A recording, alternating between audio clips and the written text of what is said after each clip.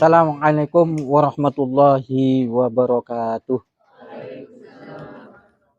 A'udzubillahi minasyaitonirrajim. Bismillahirrahmanirrahim.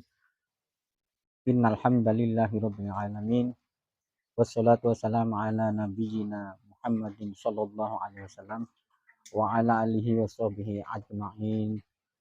Qala Allah Ta'ala fil Qur'anil Karim, "Inna nahnu nazzalna dzikra wa inna lahu lahafizun." Shadaqallahul azim. Yang sangat saya hormati Bapak Ustadz Anwar, Ustadz para khotot dan ustazah para khototoh yang saya hormati, dan para termasuk orang tua dari khototoh, yaitu ayah ibunya Ainun yang sudah hadir sejak awal dan yang sangat saya muliakan juga. Kita apresiasi kedatangan lebih awal, seperti katanya Ustadz Anwar tadi. Mudah-mudahan pertemuan kita pada sore hari ini dengan berat situasinya hujan, sudah agak lama dan sebagainya, menjadikan kita mendapatkan rahmat dari Allah berkat Al-Quran. Dan mudah-mudahan kita semua yang ada di sini nanti ketemu lagi di surganya Allah Subhanahu wa Ta'ala. Amin ya Rabbal alamin. Allahumma sholli ala Muhammad. Pak Anwar juga pernah menyampaikan kisah cerita dari seorang kiai, ya saya lupa. Insya Allah Pak Anwar ingat itu. Ada di WA kok kemarin. Apapun yang berkaitan dengan Quran, termasuk menulis apa gitu Pak Anwar ya, pasti bermanfaat. Saya kira gitu salah satu isinya ya. Jadi begini ya, saya itu agak kesusahan sekarang ini karena waktunya sore juga hujan. Tapi saya mohon bersabar ya. Saya ingin menyampaikan banyak hal sebenarnya ya. Saya sudah buat makalah ini sekitar 14 halaman ya. Ini sebenarnya rencana adalah seminar yang akan diadakan oleh LP3 Jawa Timur sebenarnya. Usulan ada di antara ustadz kita ya, jelasnya dari Ustadz Atok. Setelah saya posting Quran saya di Facebook, ramai dibicarakan tentang Rossam Usmani, kemudian dia mengusulkan supaya ke Jawa Timur, di Jawa Timur diadakan seminar, tapi sampean siap-siap materi gitu. Maka saya siapkan sudah sekarang, plek gitu. Ternyata si pelaksana tidak siap lah, intinya begitu. Akhirnya maka saudara-saudara sekalian, anda semuanya, ustadz ustadzah, mendapat kesempatan pertama untuk seminar di lokasi yang sangat sederhana ini. Ini rencananya di hotel ini dengan para pendengar dari Jawa Timur. Tidak diizinkan di sana, tetapi saya yakin anak-anak Lumajang akan mendapatkan ilmu ini, insya Allah. Amin ya Rabbal alamin. Saya tidak berarti sangat mengerti tentang ilmu ini ya sebenarnya. Jadi sebelum saya lanjutkan ke tentang ini, acara hari ini seperti sudah dijelaskan tadi adalah sebenarnya tasyakuran tentang penulisan Al-Quran. Kemudian di dalam tasyakuran itu saya akan mengisi materi. Nah, intinya itu ya. Ini sebenarnya saya maunya sembunyi sebenarnya ya. Maksud saya itu jangan sampai orang tahu lah kalau saya menulis misalnya. Tapi itu bagaimana tulisan itu mau dibaca Pak Anwar ya? Apalagi ini harus diwariskan memang. Saya menulis bukan untuk diindah, karena indah-indah saja, tapi ada tujuan inti yang ingin saya sampaikan. Kitab suci Al-Quran itu pasti tujuan utamanya adalah untuk dibaca sebagai pedoman hidup. Maka hari ini mumpung saya ada kesempatan, karena belum tentu besok pagi saya bisa ketemu dengan kalian semua. Teman-teman saya banyak yang sudah pergi dalam usia yang lebih muda dari saya. Itu juga salah satu motivasi kenapa saya gencar menulis ini ya. Karena waktu saya sudah, menurut saya sudah uzur. Usia 58. Itu jangan dianggap masih enteng ya. Itu sudah sore jam 5 lebih itu sudah. Kalau kita mau berbuka puasa ya. Sehingga masa pandemi itu menjadi berkah yang luar biasa buat saya. Berkah yang luar biasa. Baik, apa sebenarnya tujuan saya? Yang pertama saya coret-coret setiap hari lah ya untuk Arab itu. Satu kalimat, dua kalimat, akhirnya tercecer di mana-mana itu kertas. Dan setiap kali saya kumpulkan lagi, mesti saya bakar karena itu khawatir akan terinjak. Dari situ kemudian saya berpikir, kenapa saya tidak menulis Al-Quran saja, itu intinya. Kemudian saya susunlah, saya niatkan. Ya ini mohon maaf ya, bukan takabur atau apa ya. Tapi tasyakuran ini sebenarnya tahaddus bin nikmah ya. Wa amma bi ni'mati rabbika fahaddis. Atas nikmat Allah hendaknya kamu ceritakan. Saya ini mendapatkan nikmat luar biasa dari menulis itu. Apa Pak? Apa dapat uang Pak Anwar? Enggak dapat ya. Bukan uang. Karena itu sama datang ke sini. Karena selesai menulis itulah rahmat saya. Selesai menulis itu. Bayangkan ini anak-anak yang ke Jawa Timur atau ke nasional. Saya suruh buat satu lembar HVS Manila untuk latihan. 1-2 bulan belum tentu selesai. Tapi saya setiap hari. Minimal 2 hari atau 1 hari setengah itu dapat 1 lembar full. Kemudian saya betul-betul menyadari betapa rahmat Allah luar biasa. Karena ketika saya menulis, itu yang terjadi adalah seperti kemanten baru sedang bercinta. Betul-betul menikmati, luar biasa. Dan tangan saya berjalan tanpa lampu, tanpa apa, tanpa pensil. Begitu saja terus menerus.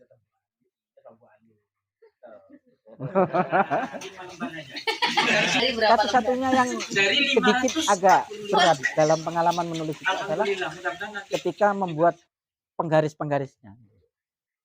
Penggaris dasar saja, itu aduh males sudah. Iqbal saya suruh bantu kadang-kadang. Bantu dia, paling mungkin dapat 5 lembar saja. Menggarisi saja itu ya. Dari 545 lembar.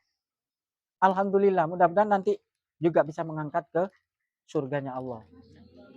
Sedikit saya tambahkan cerita lagi ya, sebelum saya masuk ke sini ya. Tidak apa-apa, mohon maaf ya. Kisah itu disampaikan oleh Kiai Qayyum. Sudah tahu ya, mungkin di YouTube ya. Kiai Qayyum itu pernah berkisah seorang penulis Al-Quran dari Turki. Sudah dengar ya? Kalau sudah dengar, tidak usah saya ceritakan. Bukan penulis ngetop, bukan. Ya, pokoknya dia menulis lah. Bukan master seperti yang kita kenal, bukan. Kemudian meninggal. Maka tulisan itu disimpan anaknya. Oh, bukan disimpan, maksud saya begini. Meninggal tetapi di dalam hidupnya dia berpesan, nah Quran saya ini nanti ikutkan ke kuburan saya. Kuburkan bersama dengan mayat saya. Maka dikuburkan itu. Di Turki ya. Beberapa tahun kemudian anaknya pergi haji ke Mekah. Sampai di Madinah, di kuburan Baki apa Ma'la itu. Belum nyampe ke kuburan dulu, dia jalan-jalan ke toko. Di toko itu ada Quran yang dicetak persis seperti yang ditulis oleh bapaknya. Loh, ini kan tulisan bapak saya. Akhirnya dia cari tahu kepada penerbit, singkat cerita penerbit menceritakan Quran ini memang dicetak, diambil dari sebuah kuburan di Mekah. Kuburan Mekah. Bukan di Turki. Allahu Akbar. Tapi saya tidak ingin seperti itu ya sebenarnya. Maksud saya, wallahu alam, saya tidak punya tujuan-tujuan ini saya harus begini, enggak. Satu saja tujuan yang ingin saya berikan, yang ingin saya share kepada bapak-bapak dan saudara, dan itu saya kira sudah ada di setiap karya-karya hot ya. Kalau Anda baca, lihat karya-karya hot, master manapun, kata bahu, misalnya Hashim Muhammad Al-Baghdadi. Ya.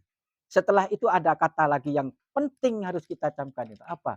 Kata bahu Al-Khattat Hashim Muhammad Al-Baghdadi. Gufirolahu dunubahu. Mudah-mudahan Allah mengampuni dosanya. Wasataro uyubahu.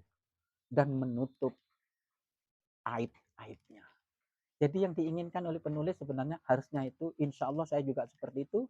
Seperti juga yang saya tulis di karya ini ya.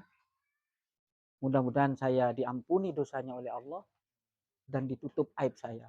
Karena begitu banyak dosa saya, dan begitu banyak aib saya. Hanya saja saya ditutup aib saya oleh Allah sehingga kalian tidak. Kalau tahu Anda semua ini pada aib saya, tentu saya sangat malu sekali. Atau pulang semua. Pulang semua. Itu tujuan utama. Saya tidak punya tujuan apa-apa, dikenal juga tidak. Tetapi untuk urusan-urusan berikutnya memang saya serahkan kepada generasi saya, bukan hanya kepada anak saya, tetapi hari ini juga saya ingin memberikan kata wasiat, saya wariskan Quran ini untuk seluruh anggota Kekal dan pecinta kaligrafi khususnya di Lumajang. Artinya saya wariskan bahwa Quran saya itu bukan milik saya pribadi, tapi milik semua anggota Kekal. Untuk ikut merawat, kalau perlu mencetaknya nanti. Jadi kalau ada siapapun yang menginginkan mencetak atau apa, silakan sampean olah informasi itu dan hubungi posisi domisili Quran ini di sini. Anak-anak saya nanti yang membicarakan itu. Dengan catatan-catatan tertentu ya, tentunya ya. Maksudnya catatan tertentu itu jaminan pertama Quran itu harus tetap tidak hilang. Intinya itu. Sampai hari kiamat. Tetap tidak hilang. Kalau dicetak, alhamdulillah. Jadi dalam proses pencetakan itu saya serahkan kepada semuanya ini, termasuk anak-anak saya. Baik, banyak sekali yang saya dapatkan ya dari Quran itu.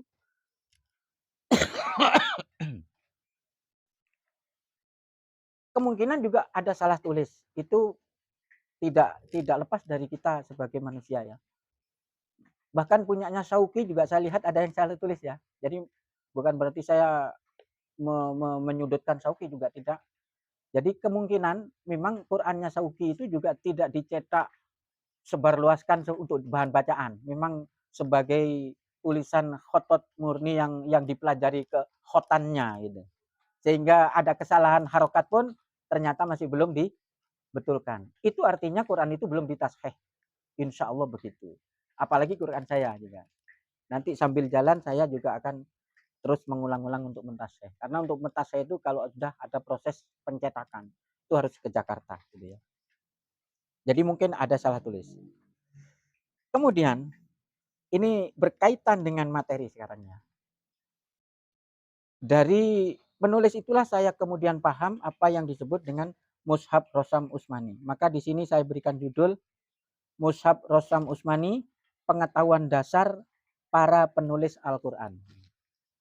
Kita semua ini khotot. Apa yang disebut dengan Rosam Usmani tentang menulis Al-Quran standar ini memang bukan ilmu khot. Nah, saya tekankan ya, memang bukan ilmu khot. Jadi kalau kalian juara sampai nasional misalnya, tidak mengerti Rosam Usmani, itu bukan berarti Anda buruk, bukan. Wajar, karena memang bukan ilmu khot ini Bu ya. Ini yang paling mengerti ilmu ini adalah ilmu qiraat, ilmu tentang Al-Quran, jurusan tafsir Al-Quran dan ilmu qiraat. Maka yang layak memberikan penjelasan ini sebenarnya ahli qiraat, ahli Al-Quran. Kebetulan karena saya sudah menulis Al-Quran, mau tidak mau saya harus mempelajari. Maka di sini saya tidak berarti yang paling tahu. Jadi saya dengan bapak-bapak ustazah ini sama-sama saling belajar. Makanya saya beritahu sekarang bahwa ada ilmu yang kita ternyata tidak banyak tahu ya. Namanya ilmu Rosam. Baik. Itu sudah terkenal. Jadi inti dari tulisan saya ini ada 7 poin ya. Secara rinci tulisan ini membahas satu pengertian Rosam Usmani. Yang kedua sejarah perkembangan Rosam Usmani. Saya tidak akan menjelaskan semua ya. Hanya saya cuplikan poin-poinnya saja. Yang ketiga hukum pendapat ulama tentang Rosam Usmani. Yang keempat kaedah-kaedah Rosam Usmani. Yang kelima perbedaan mushaf Al-Quran dan cakupan Rosam Usmani. Dan yang keenam faedah Rosam Usmani. Satu contoh saja sebagai pengetahuan dasar ya Bapak Ibu. Mungkin yang sudah punya Quran Saudi itu pasti bisa melihat perbedaannya dengan Quran Indonesia. Ada yang sudah pernah melihat Quran Saudi kan ya? Yang punya saudara haji itu dapat Quran Saudi itu. Itu ada perbedaan. Allah misalnya Quran Saudi harokatnya tidak berdiri. Quran Indonesia berdiri karena baca mat. Padahal kedua-duanya memakai Rosam Utsmani. Jadi apa sebenarnya Rosam Utsmani itu? Nah, disinilah penjelasannya ya. Aduh, ini saya singkat sudah Pak Anwar ya. Tidak apa-apa ya, nyapa ya. Lah ya, makanya kalau intinya santan-santannya Rosam itu artinya menggambar secara bahasa. Rosama yersumu, Rosman. Kemudian juga bisa berarti tulisan resmi atau standar. Nah, sedangkan kaitan dengan Utsmani karena ada penulisan Al-Quran yang dilakukan oleh Sayyidina Utsman bin Affan. Sehingga tulisan yang dibakukan oleh Sayyidina Utsman itu pada zamannya Sayyidina Utsman disebut Rosam Utsmani. Karena tulisan itulah yang kemudian dijadikan standar internasional. Bahwa semua Quran harus berstandar pakai itu. Tapi dalam prakteknya Quran Indonesia dengan Saudi kok beda. Padahal sama-sama Utsmani katanya. Loh berarti ada berapa Utsmani itu? Satu sebenarnya. Penjelasannya berikut ini ya. Kalau dari sejarahnya Quran itu sudah ditulis zaman Nabi ya. Di pelepah korma, di tulang-tulang, di batu. Lengkap Quran itu sudah ada. Cuma tidak menjadi satu. Sampai zamannya Abu Bakar juga demikian. Baru pada zamannya Utsman ketika peperangan ada 70 hafid meninggal dalam perang Yamamah, maka Umar menginginkan Quran ini disatukan, dibuat satu standar. Dan itu terjadi pada zamannya Sayyidina Utsman bin Affan. Sebelumnya sudah dimulai. Perang itu terjadi zamannya Abu Bakar, sudah dimulai. Sudah menjadi satu. Tetapi bacaannya masih macam-macam. Versinya macam-macam gitu. Maka pada zamannya Utsman kemudian disatukan supaya menganut satu versi. Dengan catatan-catatan yang versi tidak sesuai ini dibakar habis oleh Sayyidina Utsman. Sehingga tersisa hanya tulisan itu. Itulah yang kemudian disebut Rosam Utsmani. Apakah ada versi-versi yang tidak sama yang dibakar? Ada. Ya. Jadi misalnya gini, Ibrahim. Roknya panjang. Itu ada yang pakai alif. Him pakai ya. Yang tidak sesuai dengan Utsmani itu dihapus. Ternyata di dalam Utsmani itu himnya pakai ya, roknya tidak pakai alif. Utsmani. Itu pun di surat Al-Baqarah dengan Al-Maidah dan seterusnya berbeda lagi. Roknya pakai harokat berdiri, tetap ya. Himnya tidak pakai ya. Jadi dalam satu Al-Quran Utsmani itu ada dua penulisan yang berbeda satu kalimat dengan kalimat lain. Itulah yang dijadikan standar. Tidak boleh yang lain. Kenapa kok begitu? Wallahu a'lam. Zamannya Sayyidina Utsman seperti itu. Gitu ya. Itu terjadi pada tahun 25 Hijriah. 646 Masehi. Ya. Secara singkat saja itu bentuknya masih gundul ya. Tidak ada harokat, tidak ada titik. Jadi gimana Alkitabu? Ya ditulis kata ba itu saja, tanpa titik, tanpa harokat.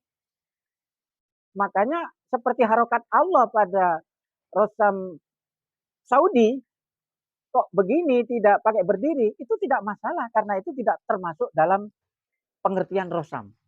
Nah ini ya, agak ruwet sedikit ya, agak ruwet sedikit. Kemudian zaman Utsman itu disimpan, ditulis 5 ya, yang resmi itu. Ditulis 5, satu ada yang mengatakan ditulis 4, ada yang mengatakan 6 sampai 9. Pendapat macam-macam, tapi yang terkenal 5 lah ya. Karena dari sekarang usianya 1500 tahun yang lalu ya. Jadi sudah sangat pasti informasi itu berbeda-beda. Tapi yang masyhur sekitar 5. Satu disimpan di Mekah, satu di Basrah, di Kufah, dan di Damaskus. Sekarang yang pasti ada itu ada di Turki, di Museum Topkapi Istanbul. Udah itu tentang barangnya ya. Hukum pendapat sekarang, hukumnya. Bagaimana menulis hukum Rosam Usmani itu? Ada 3 pendapat. Satu mengatakan wajib mengikuti, karena itu taufiki. Taufiki itu persetujuan Nabi. Jadi sejak Nabi kan sudah ditulis, ditulang-tulang. Maka tulisannya seperti apa? Itu adalah persetujuan Nabi. Maka menulis dengan Rosam Usmani itu wajib. Kemudian ada yang berpendapat tidak wajib. Karena itu hanya sebagai tanda baca saja. Yang penting tidak mengubah makna.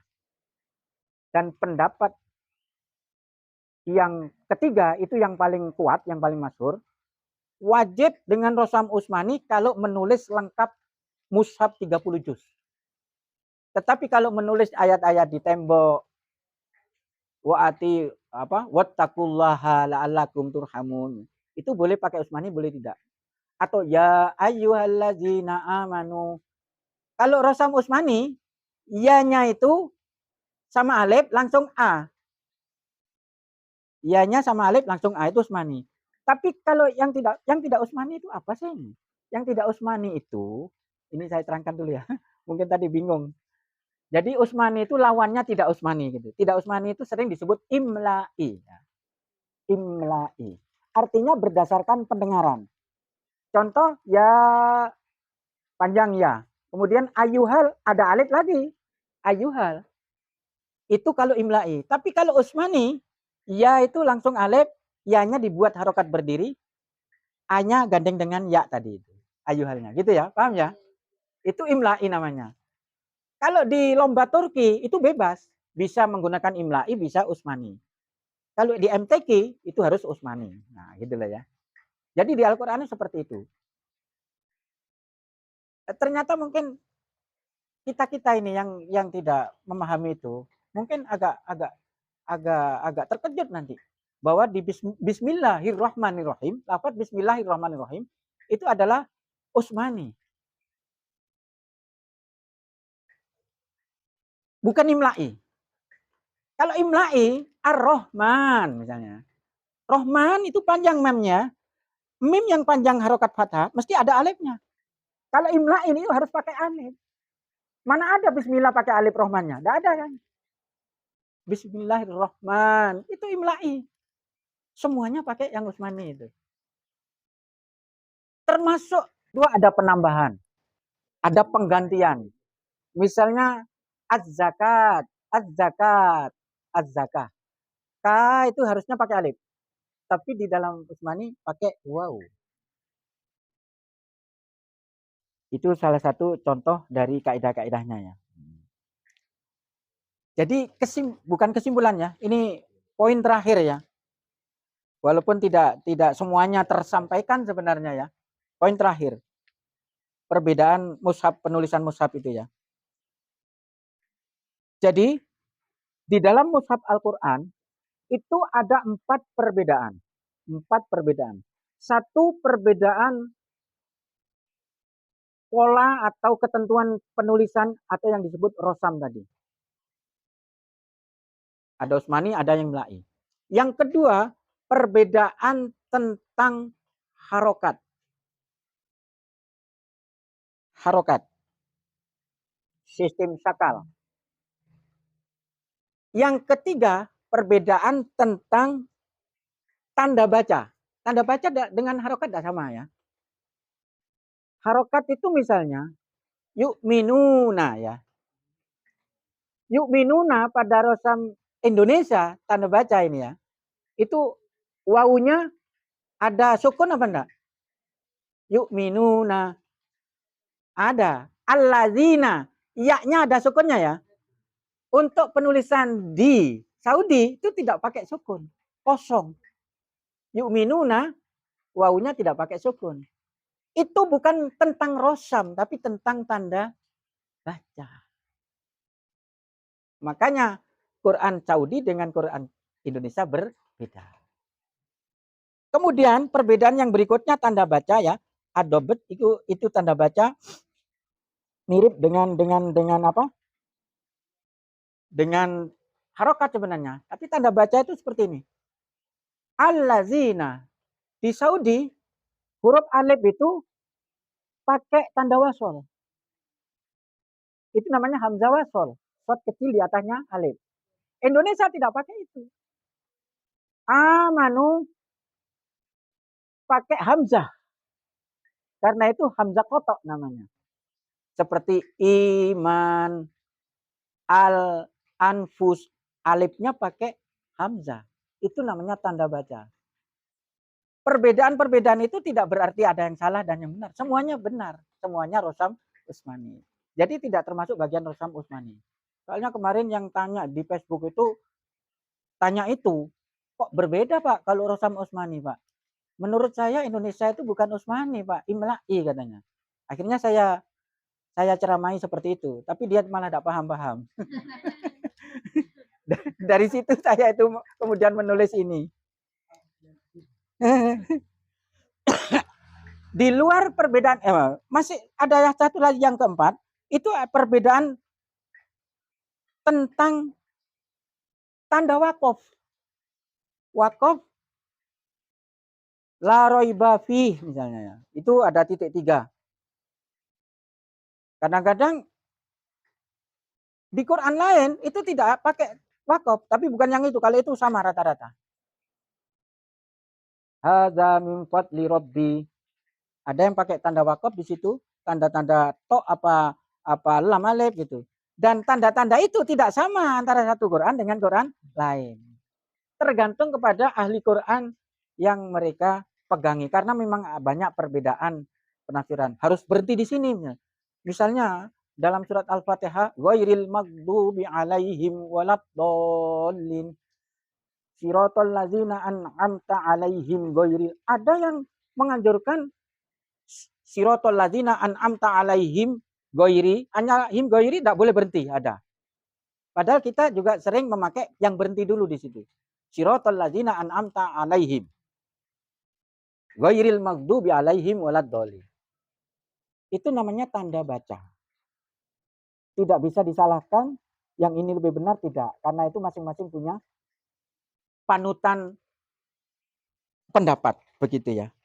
Selain itu, juga ada perbedaan selain itu tentang hitungan ayat. Jadi ayat Quran itu ada yang menulis yang terkenal memang 6666 ayat. 6666. Tapi ada yang menulis lebih dari itu. Banyak. Pembagian Al-Quran juga begitu. Penentuan awal juz juga sama. Tidak semuanya juz itu sama seperti yang kita kenal ini. Penamaan nama surat, itu sudah. Penentuan Makki dan Madani. Dan yang terakhir tentunya perbedaan desain layout, ya, pencetakan itu. Itulah perbedaan-perbedaan dalam penulisan Al-Quran. Untuk lebih lengkapnya bisa dipelajari dari rujukan-rujukan buku yang saya cantumkan di sini. Ya. Saya kira itu sekedar pengantar hari ini ya. Mohon maaf kalau kelamaan. Ya, bolehlah kalau ada yang ditanyakan sedikit. Ya, bolehlah. Saya karena waktunya memang mepet sekali, jadi saya seperti berkejar-kejaran dengan waktu gitu ya, seperti dikejar celeng gitu. Tapi mudah-mudahanlah semuanya bisa membawa manfaat bagi kita, dan saya hanya berharap satu, mudah-mudahan kita semuanya nanti bertemu di surganya Allah Subhanahu wa taala. Dari saya mungkin sekian dulu. Assalamualaikum warahmatullahi wabarakatuh.